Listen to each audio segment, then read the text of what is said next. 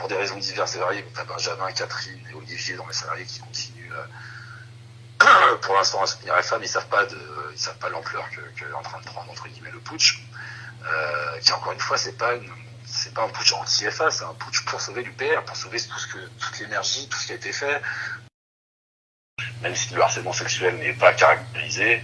Pour moi, c'est pour ça que je n'aime pas qu'on mette en avant ce truc-là, parce que je suis même pas sûr que ce soit vrai qu'il y ait du harcèlement sexuel, parce que Justo, je ne dirais pas qu'il joue avec, ça se trouve, soi-disant, selon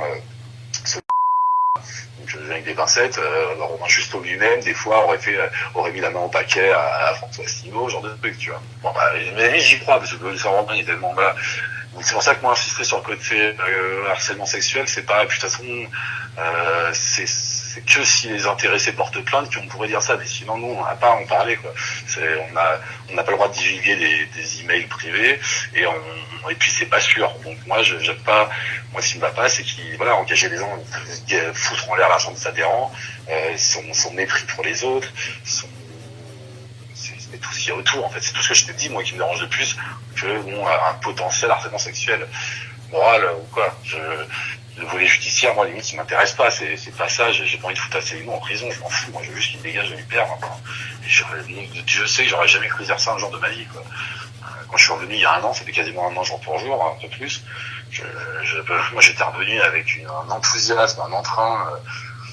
Dis donc, si on m'avait dit qu'1 an après, je serais au cœur d'un push de François Asselineau, je t'aurais dit, non, mais t'as fumé quoi, tu vois, c'est pas possible. De toute façon, même maintenant, quand j'ai réfléchi, de toute façon, qu'est-ce qu'il aurait fait en 2022? Il aurait fait 2%, et puis de toute façon, après, 2027, il sera trop vieux, donc de toute façon, voilà, limite, on gagne 2 ans. Donc, limite, même si tu réfléchis cyniquement, politiquement, je me dis que c'est pas une mauvaise nouvelle s'il dégage, quoi. Parler à d'autres personnes, n'hésite pas, voilà. Donc des gens du BN ou quoi, hein, pas Catherine, pas Benjamin, pas Fabien, parce que malheureusement on se doute que maintenant là il y a tellement de gens au courant que bon, forcément on s'imagine que ça a dû fuiter, que ça doit être au courant, mais bon, dans le doute il a l'air de pas être au courant parce qu'il continue à envoyer des messages à Laure, à Eric. Là on a fini de la rédiger ce soir et on peut l'envoyer avant demain soir. C'est un mail, on va envoyer un mail, de toute façon, voilà. Surtout dans la période actuelle avec le confinement. Ça va être un mail, et qui va être, ça va lancer la tempête. Tu me par mail, voilà, c'est ça. Tu regardes ça et puis tu me réponds par mail. Et moi, le problème, c'est que les autres, ils ont tous voulu. Là, il y en a beaucoup qui ont voulu aller, vite. Mais le problème, c'est que vite, justement, moi, j'ai pas eu le temps de trier plein de trucs que j'ai reçus. Tu vois, par exemple, justement, tous les documents là, j'ai des trucs qui sont arrivés un peu en vrac.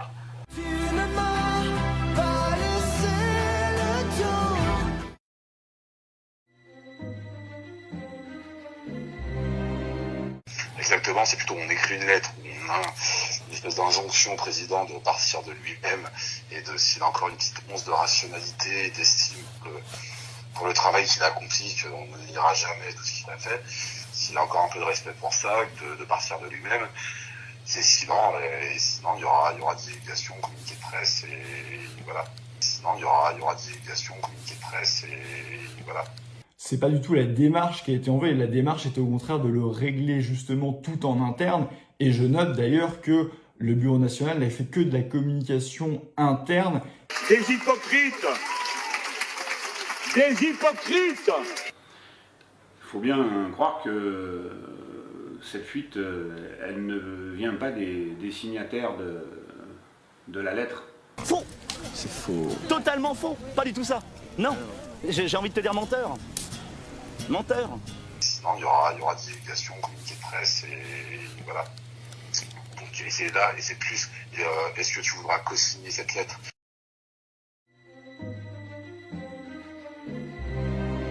Sache que, peut-être ça peut t'aider à corroborer aussi mes dires, c'est que, encore une fois, c'est pas Rémi qui va convaincre 80% du BN, des DR et une dizaine de DD au courant, de faire ça, hein.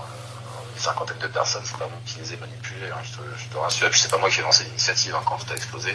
C'est Éric Boiset, qui est là, voilà, Éric Boiset, je sais pas si tu connais, qui est quand même un des rares à tutoyer François Asselineau, qui est arrivé, ça fait moins d'un an que du père existait, qui te connaît, voilà, même lui, il a halluciné de faire tout ça, mais voilà, il a plus de choix, quoi. Puis moi, bien sûr, Vincent Bourseau, Charles-Henri, Zaman, voilà, tous sont vent debout, hein, contre lui. Et que là, il y a un complot contre lui, pour mettre Charles-Henri, je sais pas quoi, mais, bah, oui, de toute façon, c'est Charles-Henri, forcément, là, la suite.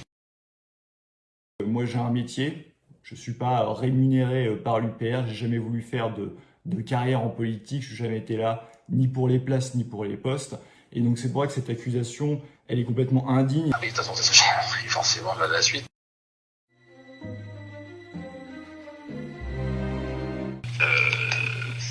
Attends, excuse-moi. Ah putain, Charles-Henri. Est-ce que je peux te rappeler? C'est Charles-Henri qui m'appelle. Ah tiens, il y a Charles-Henri Gallois qui essaie de m'appeler. Et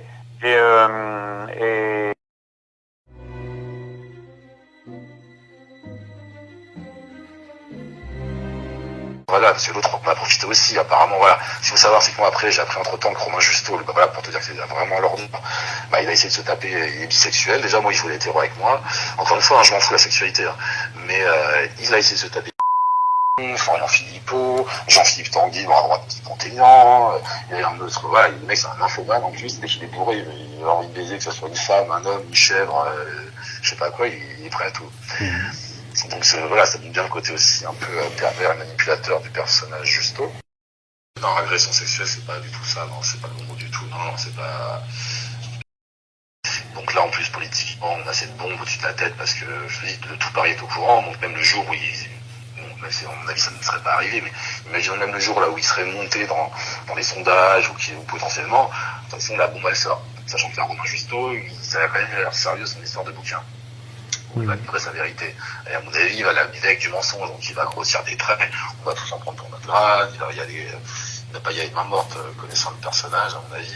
Bon, il sait pas écrire, donc à mon avis, il va avoir un nègre qui va lui écrire ça, et qui va lui faire des belles phrases bien émouvantes pour bien se victimiser. Lui, il va se faire passer pour la grosse victime, là, Romain Justo. Alors que c'est un putain d'opportuniste, en fait. Alors selon Romain Justo, ne serait pas, il y a des rumeurs d'Auvergne, s'il vient d'Auvergne, Justo, que ce serait pas la première fois qu'il escroque des vieux homosexuels. Et ça serait un peu sa spécialité aussi, voilà. Donc bon, ça je ne sais pas si c'est vrai non plus, c'est compliqué. Je ne sais pas si c'est juste pour discréditer Romain Justo et lui charger d'amul ou si c'est vraiment vrai. Elle me dit oui effectivement, mais tu sais c'est une petite ordure. Ce Justo, il tire sur tout ce qui bouge, mais mec comme nana, et puis il s'est foutu de la gueule d'Asselineau, il a montré des photos, il arrêtait pas d'entraîner FA pour picoler, pour sortir après. Bon, FA qui évidemment était tout content, hein, parce qu'il avait son mignon avec lui, donc il était tout content. Mais du coup, il faisait des selfies, il envoyait ça à tout le monde. Enfin bon, parce qu'il est un peu falabraque, tu vois, il croit qu'il peut tout se permettre. Je l'avais photographié là, et puis j'avais vu qu'il était toujours collé à Asselineau, et d'ailleurs j'avais surnommé juste au corps, parce que je me disais putain, mais il lui colle à la semelle, et donc j'avais pas eu une bonne impression du mec, donc on n'était absolument pas en contact, hein. Et puis la semaine dernière là, je reçois donc un mail de Romain Justo. Bonjour Eric, voilà, il faut que je te parle. Je crois que je n'ai plus ton numéro de téléphone, alors qu'il l'avait jamais eu, tu vois. Et puis il me fait voici mon numéro. Envoie-moi un texto, je te rappellerai moi. Et moi, du coup, à un moment, je me suis dit, c'est quoi cette procédure, hein? Ce mec qui veut me parler, qui a aucune raison, qui me dit d'envoyer un texto, qui me rappellera. J'ai cru, tu sais, peut-être à une tentative, tu sais, de me faire envoyer un texto ou appeler un numéro surtaxé, enfin, ça. Donc, j'ai appelé Laure des médias, c'est le service presse écrite, hein, et qui, j'ai vu, était gêné, savait pas trop comment m'expliquer, m'a dit oui, c'est parce qu'il veut se faire chantage, fais attention qu'il qui t'enregistre pas parce qu'il a déjà appelé Benjamin aussi, qui se doutait qu'il était en train de l'enregistrer. Bon, je dis c'est quoi ce truc-là? Et il m'a expliqué que lui avait averti les gens du bureau que Romain Justo, qui était en contact avec lui, avec Philippot, avec tout le monde, déblatérait par derrière. Et après la soirée du Brexit, Justo a proposé à Philippot et d'aller se faire un after tous les trois, sans FA. Donc ils sont allés boire un coup quelque part dans un bar, cave à Paris. Et puis là, pareil, il a commencé à déblatérer, à dire que de toute façon c'était qu'un con, que ceci, que cela. Et à un moment d'ailleurs, comment il s'appelle, m'a dit que l'autre s'est approché de lui, Justo, et a essayé de lui rouler un patin. Bon, sauf que il n'est pas homo, alors il lui a dit que bon, ça l'intéressait pas, tu vois. Enfin voilà, la soirée c'est terminé, et ensuite les jours d'après, le Justo a complètement assailli Philippot de textos de coups de fil, parce qu'il voulait le voir, parce qu'il parlait, parce qu'il en avait marre, que Assino c'est un con. Enfin tu vois, il essayait de se replacer un petit peu peut-être ailleurs, en se disant putain, le vieux, maintenant j'en ai marre, je vais voir si je pourrais pas changer de crèmerie.